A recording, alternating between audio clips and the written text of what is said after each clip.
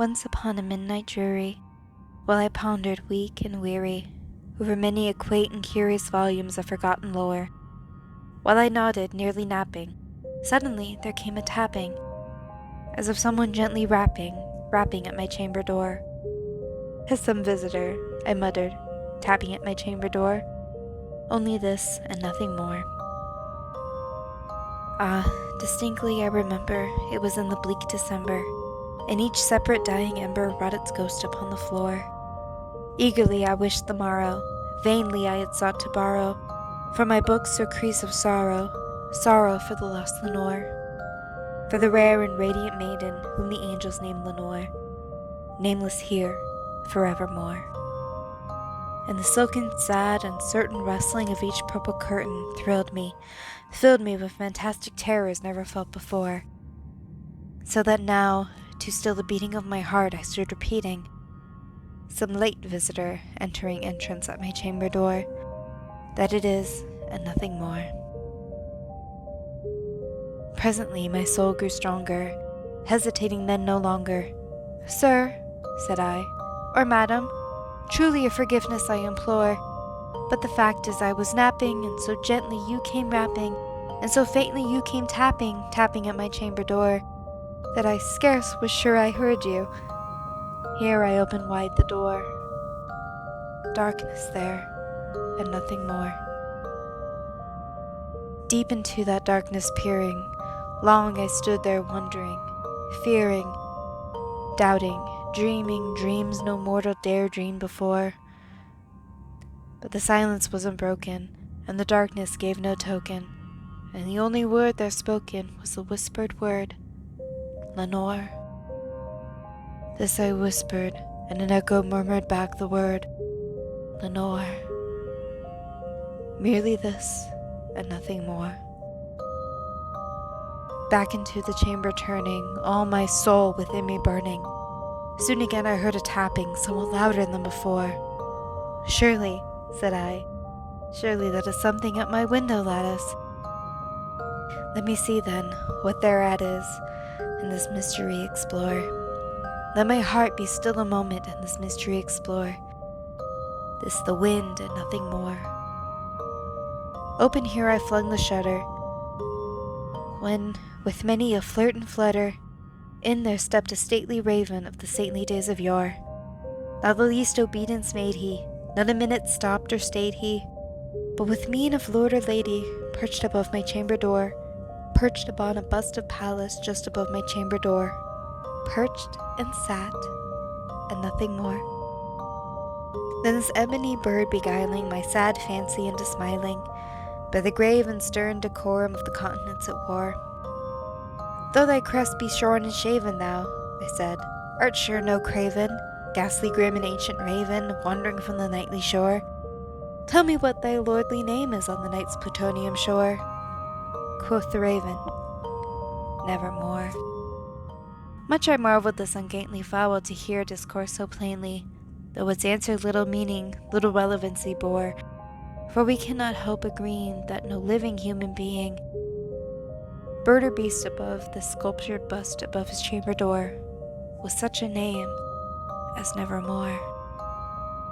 But the raven, still lonely on the pallid bust, spoke only that one word, as if his soul in that one word he did outpour. Nothing farther than he uttered, not a feather than he fluttered, till I scarcely more than muttered, "Other friends have flown before. On the morrow he will leave me, as my hopes have flown before." Then the bird said, "Nevermore." Startled at the stillness broken by reply so aptly spoken, "Doubtless," said I, "what it utters is only stock and store, caught from some unhappy master whom a merciful disaster followed fast and followed faster until its songs one burden bore, till the dirges of his hope that melancholy burden bore of never, nevermore."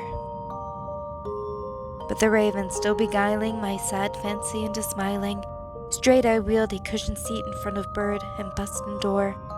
Then upon the velvet sinking, I betook myself to linking fancy unto fancying, thinking what this ominous bird of yore, what this grim, ungodly, ghastly, gaunt, and ominous bird of yore, meant in croaking, nevermore.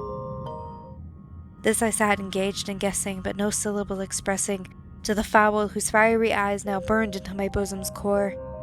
This and more I sat divining, with my head at ease reclining, on the cushion's velvet lining of the lamplight gloated o'er, but whose velvet violet lining with the lamplight gloating o'er, she shall pass, nevermore.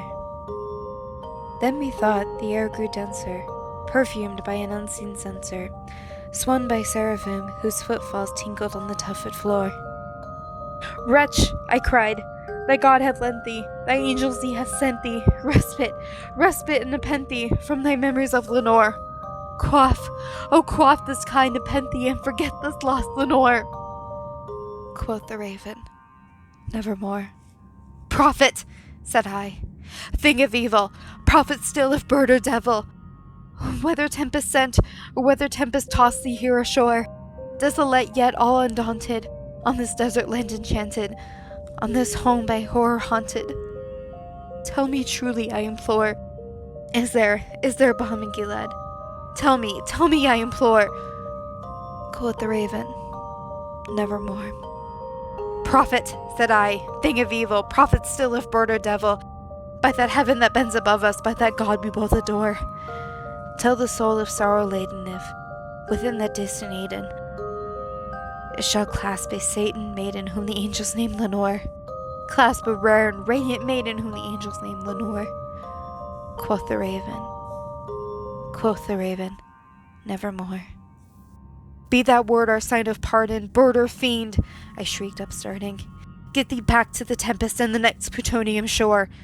Leave no black plume as a token of that lie that soul has spoken. Leave my loneliness unbroken. Quit the bust above my door. Take thy beak from out my heart.